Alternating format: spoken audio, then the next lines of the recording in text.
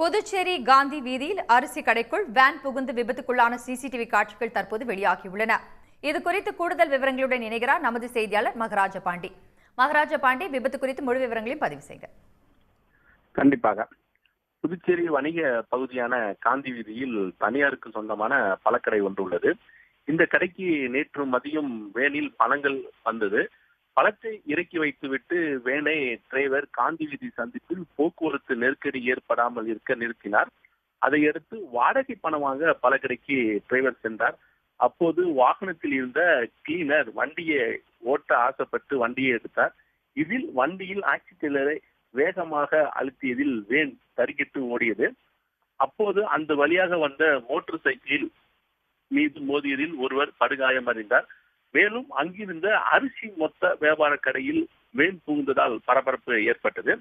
இதில் கடையில் பில் போடும் இடத்தில் இருந்த ஒருவரும் படுகாயமடைந்தார்.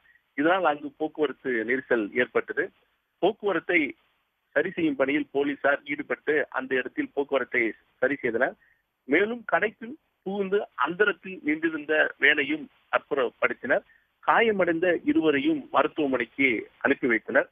இதற்கிடையில் தறிக்கிட்டு ஓடிய வேன் கடைக்குள் புகுந்த சிசிடிவி காட்சி தற்போது வெளியாகி பரபரப்பை ஏற்படுத்தியிருக்கிறது. அரிசி வாங்கி கொண்டு இருந்தவர்கள் திடீரென்று வேன் கடைக்குள் புகுந்ததால் அலறி எடுத்து ஓடும் அந்த காட்சி அதில் பதிவாகி இருக்கிறது.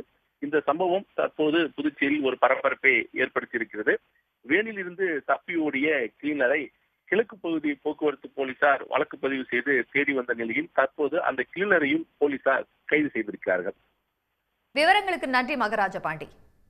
உடனுக்குடன் செய்திகளை தெரிந்து கொள்ள சன் நியூஸ் பெல் ஐகானை கிளிக் பண்ணுங்க.